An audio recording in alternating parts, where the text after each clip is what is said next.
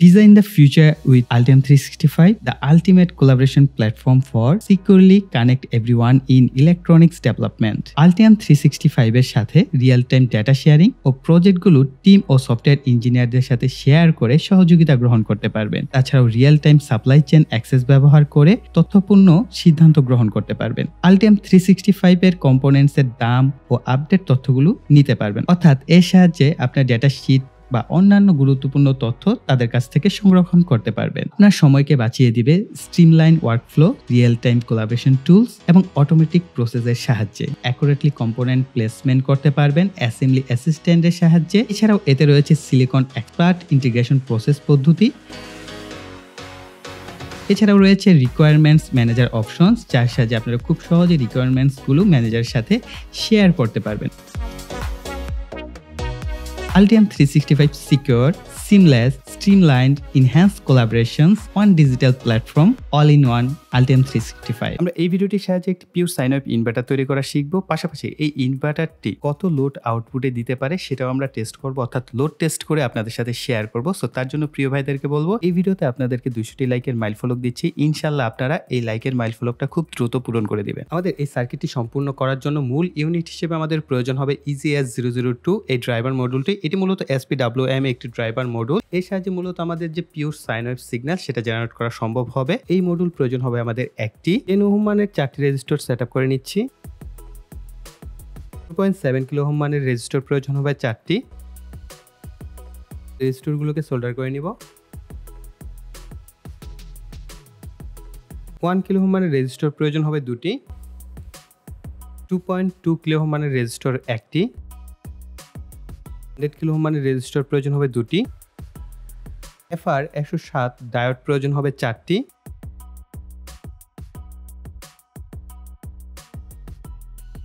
S8050 transistor প্রয়োজন হবে 1টি। 104 সিরামিক ক্যাপাসিটর 6টি।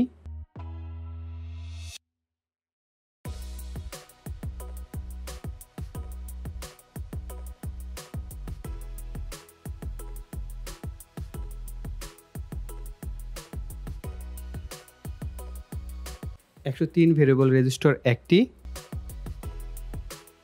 10K মানের এনটিসি প্রয়োজন হবে 1টি। L7805 রেগুলেটর আইসি প্রয়োজন হবে 1টি। 100 মাইক্রোফ্যারাড 25 ভোল্টের ক্যাপাসিটর প্রয়োজন হবে 2টি। প্রয়োজন হবে 10 মাইক্রোফ্যারাড 50 ভোল্টের ক্যাপাসিটর। এলইডি বাতি 1টি। CS002 মডিউলকে কানেকশন করার জন্য এই ধরনের কানেক্টর প্রয়োজন হবে। ফিডব্যাক এবং ডিসি ফ্যানকে কানেকশন করার জন্য এই ধরনের কানেক্টর প্রয়োজন হবে 2টি। আর এই ক্ষেত্রে আমি যেহেতু IRF Z44N MOSFET ব্যবহার করছি, আপনারা চাইলে IRF 3205 যে MOSFET গুলো আছে সেগুলো ব্যবহার করতে পারবেন। 35 ভোল্টের ক্যাপাসিটর প্রয়োজন হবে 2টি। তবে এক্ষেত্রে আপনারা চাইলে 50 ভোল্টের ক্যাপাসিটর ব্যবহার করতে পারেন। 47 মাইক্রোফ্যারাডের যে ক্যাপাসিটর আছে সেগুলো আপনারা চাইলে রিপ্লেসমেন্ট হিসেবে ব্যবহার করতে পারবেন। আমাদের এই পিসিবি বোর্ডের যে মোটা পদগুলো দেখতে পাচ্ছেন বা মোটা লাইনগুলো, এই লাইনগুলোকে আপনারা যে কাজটা করবেন, সোল্ডারিং রাং দিয়ে কিছুটা মোটা করে নেবেন। এতে করে আপনার এইখান থেকে যদি অতিরিক্ত কারেন্ট প্রবাহ হয় সেটা কিন্তু হ্যান্ডেল করতে পারবে। ওকে, সো আমি এই কাজটা এখন করে দেখাচ্ছি।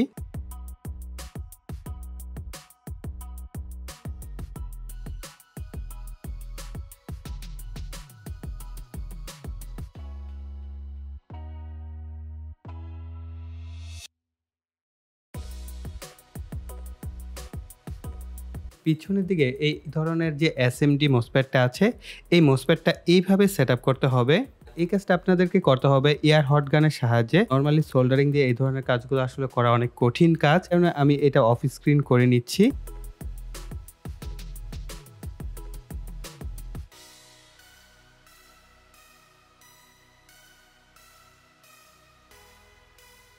ফিউজটাকে আপনারা চাইলে ফিউজের যে সকেট আছে সেটা আপনার সামনের দিকে চাইলে এখানে সেট আপ করে নিতে পারেন। সেক্ষেত্রে সোল্ডারিংয়ের ঝামেলাটা থাকছে না, কিন্তু আমি এটাকে জাস্ট পিছনের দিকে সোল্ডার করে নিচ্ছি।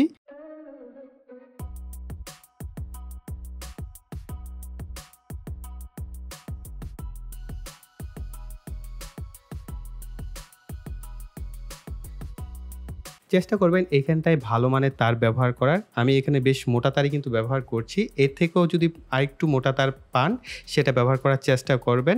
নরমালি যে আইপিএস এ ব্যবহার করা হয় যে ধরনের মোটা তারগুলো, সেগুলো ব্যবহার করা সবচেয়ে বেশি ভালো।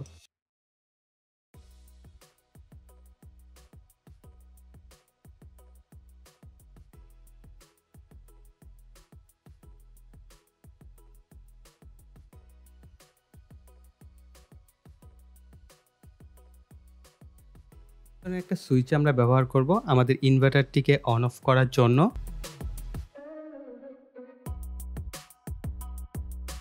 এই হচ্ছে আমাদের সার্কিট ডায়াগ্রাম। এখানে দেখতে অনেক বেশি জটিল মনে হলেও খুব সিম্পল একটা সার্কিট ডায়াগ্রাম কিন্তু এটা। আপনি চাইলে ভেরো বোর্ড, ব্রেড বোর্ডের মাধ্যমে প্র্যাকটিস করতে পারবেন। তাছাড়াও ক্ল্যাড বোর্ড যে মার্কেটে পাওয়া যায় সেটা দিয়ে আপনারা চাইলে সিঙ্গেল লেয়ার পিসিবি তৈরি করে কিন্তু আপনারা নিজেরা ঘরে বসেই তৈরি করে নিতে পারবেন। আর যারা কিনা জানেন না যে কিভাবে ক্ল্যাড বোর্ডে আসলে পিসিবি তৈরি করতে হয়, সেটার উপর কিন্তু আমাদের চ্যানেলে ভিডিও আছে। যদি একটু খোঁজাখুঁজি করেন তাহলে পেয়ে যাবেন। সেই ভিডিওতে কিন্তু আমরা দেখিয়েছি কিভাবে আপনারা একটি পিসিবিকে ক্ল্যাড বোর্ডে ট্রান্সফার করবেন। ওকে, আর এখানে দেখেন আহামরি কোনো কিছুই ইউজ করা হয় নাই, একেবারে খুব সিম্পল ভাবে এই সাইডের যে অংশটা এটা হচ্ছে EGS002 মডুলার যে পিন অনুযায়ী আপনাকে এই কানেকশন গুলো করতে হবে। আর এখানে এইচ ব্রিজ করা হয়েছে 4টা মসফেট এর ইউজ করে, সো দেখতেই পাচ্ছেন। এবং এখানে যে ডায়োড গুলো ব্যবহার করা হয়েছে, রেজিস্টার গুলো যেগুলো আমরা এতক্ষণ পর্যন্ত ইউজ করলাম, সেই সমস্ত জিনিস কিন্তু ব্যবহার করা হয়েছে। এটা হচ্ছে 2.2 মাইক্রোফ্যারাড মানে একটা সিরামিক ক্যাপাসিটর ব্যবহার করা হয়েছে।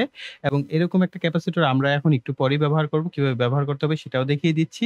অর্থাৎ এখান থেকে আমাদের একটা ফিডব্যাক নিতে হবে আমাদের সার্কিটের, আদারওয়াইজ আমাদের সার্কিট প্রপারলি ওয়ার্ক করবে না এবং প্রপারলি আউটপুট দিবে না। কিছু সময় ব্লিক করার পর আমাদের ইজিএস মডুলটা যেটা আছে এটা কিন্তু বন্ধ হয়ে যাবে। এই কারণে ট্রান্সফরমার সেকশনটা ইম্পর্টেন্ট। আমি আপনাদের সাথে নতুন একটা বিষয় শেয়ার করতে চাচ্ছি, আই থিংক এটা আপনাদের উপকারে আসবে। আলটিমের উপর কিন্তু সম্পূর্ণ একটা প্লেলিস্ট তৈরি করা আছে, যারা কিনা এখনো দেখেন নাই তারা কিন্তু দেখে নিতে পারেন। আমরা সেই প্লেলিস্টে কিন্তু একদম বেসিক থেকে শুরু করে অ্যাডভান্স লেভেল পর্যন্ত সমস্ত ধরনের পিসিবি ডিজাইন শিখিয়েছি। অনেকে একটা জিনিস খেয়াল করেছেন, ইনভার্টার বা আইপিএস এই জাতীয় সার্কিট গুলো না টপ এবং বটম লেয়ারের দিকে যদি খেয়াল করেন, হিটসিং এর জন্য আলাদা কিন্তু টপ লেয়ারের দিকে সিলভার কালার একটা প্রলেপ তৈরি করা হয়, অথবা বটম লেয়ারের দিকে যদি আমরা খেয়াল করি তাহলে মোটা এক ধরনের সিলভার কালার লেয়ার দেখতে পাই। এই লেয়ারটা আপনি পিসিবিতে কিভাবে ডিজাইন করবেন এটা অনেকে হয়তো জানেন না। এই কাজটা আমি আসলে কোনো টিউটোরিয়ালে দেখাই নাই, এই কারণে আমি চাচ্ছিলাম যে এই ভিডিওতে আমি আপনাদের সাথে শেয়ার করতে, যাতে আপনারাও এইরকম আইপিএস বা ইউপিএস যে কোনো সার্কিটের মধ্যেই চাইলে এই লেয়ার গুলো অ্যাড করতে পারেন। ফাইল থেকে নিউ এক প্রজেক্ট ফাইল ক্রিয়েট করে ফেলবো। এরপর এই প্রজেক্টে রাইট বাটন ক্লিক করে অ্যাড নিউ টু প্রজেক্ট, এখানে আমরা স্কিমেটিক সিলেক্ট করে দিব। কম্পোনেন্টসে যাব। এলটিএম ডিজাইনারের বর্তমান যে কম্পোনেন্ট লাইব্রেরিটা এটা খুব সুন্দরভাবে সাজানো গুছানো হয়েছে, আপনারা দেখতেই পাচ্ছেন। এখান থেকে আমরা ডায়োড নিব, র্যান্ডমলি একটা ডায়োডের মডেল এখানে তুলে নিচ্ছি। এটাকে আমরা কপি করে পেস্ট করব। আমি জাস্ট আপনাদেরকে ফরম্যাটটা শিখিয়ে দিচ্ছি কিভাবে আসলে ডিজাইন গুলো করা হয়। ডাব্লিউ প্রেস করব, প্রত্যেকটা প্রান্ত আমি জয়েন করে দিচ্ছি যাতে করে আপনাদেরকে এই কাজটা আমি বুঝাতে পারি খুব সহজে। টুলস থেকে অ্যানোটেশন, অ্যানোটেট স্কিমেটিক কুইকলি এটা সিলেক্ট করি ইয়েস। এরপর আমরা আবার প্রজেক্ট ফাইলের উপর রাইট বাটন ক্লিক করব, ডিউ টু এখানে পিসিবি সিলেক্ট করব। পূর্বে ফাইলটাকে আমরা সেভ করে নিব, এই ফাইলটাকে আমরা সেভ করে নিব। আবার আমরা স্কিমেটিকে চলে আসব, ডিজাইন থেকে আপডেট পিসিবি ডিজাইন এটা সিলেক্ট করব। আপনাদের সামনে এরকম একটু মেনু চলে আসবে, related change, execute change and close. এই আমাদের ডায়োড গুলো চলে আসছে, এগুলোকে আমরা প্লেসমেন্ট করব। ভিউ থেকে বোর্ড প্ল্যানিং মোড সিলেক্ট করব, ডিজাইন থেকে রিডিফাইন বোর্ড শেপ এটা সিলেক্ট করব। আমরা আমাদের যে বোর্ডের শেপটা সেটা সিলেক্ট করে ফেলবো। ভিউ থেকে 2D লেআউট, নরমালি আমরা যেটা করে থাকি, আমরা কিন্তু এখানে টপ লেয়ার অথবা বটম লেয়ার সিলেক্ট করি। আমরা এখানে বটম লেয়ারটাই সিলেক্ট করছি, কন্ট্রোল ডাব্লিউ প্রেস করছি, লেয়ারগুলোকে আমরা টেনে নিচ্ছি।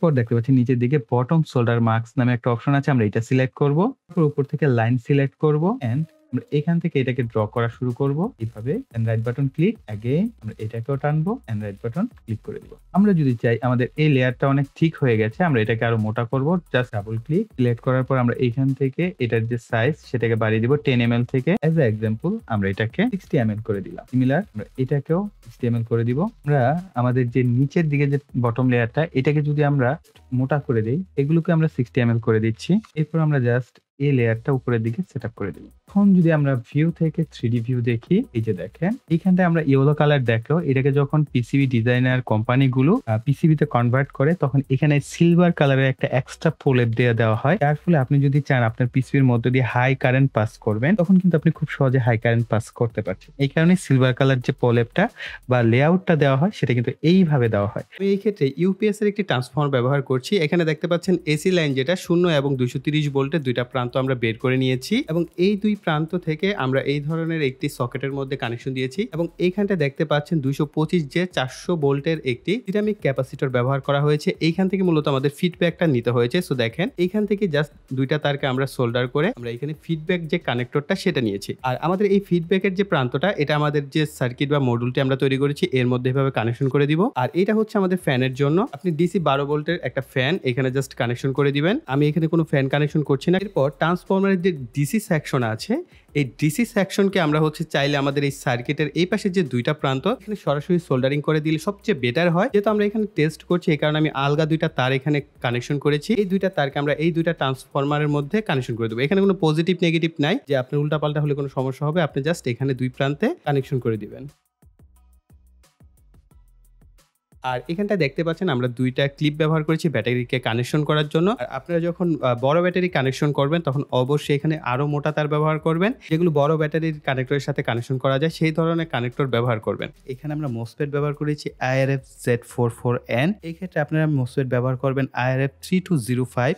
এই মোসফেটগুলো বেশি ওয়াটেজ ভ্যালু নিতে পারে, অর্থাৎ আপনাকে ট্রান্সফরমারটাও সেরকম ব্যবহার করতে হবে। যদি আপনি 200 ওয়াটের বেশি বা 300 ওয়াট পেতে চান সেই ক্ষেত্রে অবশ্যই আপনাকে ভালো মানের ট্রান্সফরমার ব্যবহার করতে হবে, ভালো মানের মোসফেট ব্যবহার করতে হবে। আপনি যত ভালো মানের মোসফেট ব্যবহার করবেন তত বেশি আপনি লোড দেওয়ার পরেও কিন্তু আপনার ডিভাইসটা স্টেবল ভাবে আউটপুট দিতে পারবে। সো মোস্ট ইম্পর্টেন্ট, আপনারা যখন এই ইনভার্টারটাকে কানেক্ট করবেন তখন অবশ্যই আপনাদের এই সুইচটা অফ থাকতে হবে, অর্থাৎ আপনাদের যে মূল পাওয়ার সুইচ সেটা অফ রেখে কানেকশন করবেন। আর প্রথমে হচ্ছে পজিটিভ, যখন আপনারা এটাকে প্রথম অবস্থায় কানেক্ট করবেন ব্যাটারির সাথে পজিটিভটা আগে কানেক্ট করবেন, এরপর কয়েক সেকেন্ড পর নেগেটিভটা কানেক্ট করবেন। আর যখন খুলবেন প্রথমে নেগেটিভ প্রান্তটা খুলবেন, এরপর পজিটিভ প্রান্তটা খুলবেন। যদি এরকম হয়ে থাকে যে আপনার বারবার ব্যাটারি থেকে ইনভার্টারটা খুলে নিতে হচ্ছে, সেই ক্ষেত্রে এই বিষয়টা একটু খেয়াল রাখবেন, তাহলে আপনার যে ডিভাইসটা সেটা অনেকটাই সিকিউর থাকবে। আদারওয়াইজ কিন্তু মোসফেটগুলো পুড়ে যাওয়ার একটা সম্ভাবনা থাকে, কেন এখানে হাই পাওয়ার ক্যাপাসিটর ব্যবহার করা হয়, সেগুলো কিন্তু বেশ কিছুটা ভোল্টেজ ধরে রাখে। আর যখনই কিনা আপনারা ব্যাটারির সাথে কানেক্ট করবেন বা খুললেন, সাথে সাথে আবার কানেক্ট না করে কিছুটা সময় অপেক্ষা করবেন, এরপরে কানেকশন করবেন। আমরা প্রথমত ফ্রিকোয়েন্সিটা দেখে নিব। ফ্রিকোয়েন্সি দেখতে পাচ্ছেন 50 হার্টজ কিন্তু অ্যাকুরেটভাবেই আমাদের আউটপুট দিচ্ছে। সাধারণত আমাদের বাংলাদেশে 50 হার্টসই কিন্তু আমাদের এসি লোডগুলো চলে থাকে, সে অনুযায়ী 50 হার্টজ কিন্তু স্টেবলভাবে রয়েছে। এসি ভোল্টেজ দেখতে পাচ্ছেন 219 ভোল্টের মতো আছে। আমরা এটাকে জাস্ট ভেরিয়েবল রেজিস্টারটাকে ঘুরিয়ে 220 ভোল্ট করে নিব। দেখতে পাচ্ছেন আমরা কিন্তু অ্যাকুরেট 220 ভোল্টের সেট আপ করেছি। যেহেতু একটা SPWM pure sine wave module, so এখানে কিন্তু আপনি লোড কানেকশন করার পরও আউটপুটে 220 ভোল্টই থাকবে। আপনার ব্যাটারির ভোল্টেজ কমে আসলো, সে এটাকে স্টেবল ভাবে আউটপুটে 220 ভোল্ট ধরে রাখার চেষ্টা করবে। তো এখন আমরা সরাসরি আমাদের যে লোড টেস্ট সেটা দেখবো। আমরা এখানে ব্যাটারি হিসেবে ব্যবহার করেছি বলভোর 35 এম্পিয়ার পার আওয়ারের একটি ব্যাটারি। তবে আপনারা এখানে রিকমেন্ড অবশ্যই 100 এম্পিয়ার মিনিমাম, এবং যদি পসিবল হয় 200 এম্পিয়ারের ব্যাটারি ব্যবহার করবেন, অর্থাৎ ব্যাটারি যত বড় ব্যবহার করবেন ততটাই ভালো। আর এখানে আমরা লোড টেস্টের জন্য 3টা বাতি ব্যবহার করছি। এটা হচ্ছে 100 ওয়াটের একটা বাতি, তারপর এটা হচ্ছে 14 ওয়াটের, এরপর এটা হচ্ছে 60 ওয়াটের। যদিও এই ধরনের বাতিগুলো অর্থাৎ লাল বাতিগুলো কিন্তু 100 ওয়াট বলে থাকলেও তার থেকে বেশি নেয়, 60 ওয়াট বলে থাকলেও তার থেকে বেশি নেয়। তো অন অ্যাভারেজ আমরা ধরে নিচ্ছি যে আমরা 200 ওয়াটের একটা লোড টেস্ট করব। তো দেখাই যাক আমাদের এই ডিভাইসটা কিরকম পারফরমেন্স করে।